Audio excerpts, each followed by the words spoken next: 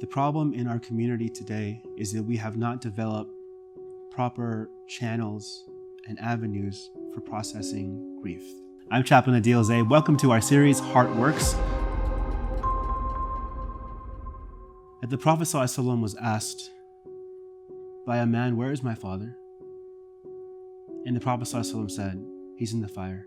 And the man turned away, and the Prophet ﷺ called him and said, "Hey, my dad and your dad are both in the fire." The Prophet ﷺ was exemplifying emotional intelligence to the point that I know this person is probably suffering right now, and I want to make sure that he knows that he and I are in the same place. In Surah At-Tawbah, which is the 9th Surah, 113th ayah, Allah subhanahu wa ta'ala tells the Prophet ﷺ that it's not befitting for him to pray for the polytheist, even if it's from his own family. And it was very difficult for the Prophet ﷺ to do so as he was crying at the graveyard of his mom. The problem in our community today is that we have not developed proper channels and avenues for processing grief. We tell people to have sabr, to have patience or whatever it may be, to have grit and perseverance. But what are we doing to help them with it? And what are the avenues that they can also receive help? And if we don't process our grief in the right way and help others process their grief in the right way, then it can slip into other components of our lives. According to the Mayo Clinic, people who go through grief aren't able to work.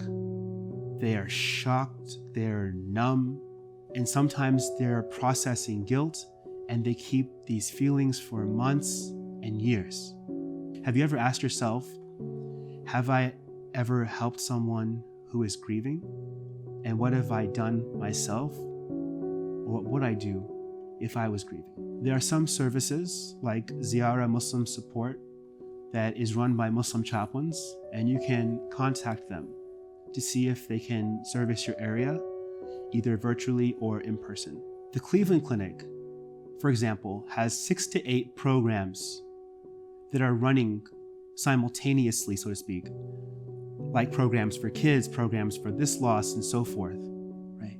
And so to think about what kind of programs can we implement in the Muslim community that are similar, or have Muslim professionals who can facilitate similar programs. At the very least, what you can do is you can have an informal gathering of people in your community that have gone through the same type of loss. Whether it's an in-person thing at a coffee shop, whether it's a private text group or a private social media group, but don't go through that grief by yourself, and try to find a Muslim mental health professional to go through what's happening in your life. And you can also work with some Islamic spiritual leaders who have some sensitivity and qualifications in this realm. If you found value in this video, hit that like button. And if you want more, check out our WoRx playlist, 40 ways to reconnect to your own heart and to the hearts of others. Thank you. Take care. Assalamu alaikum.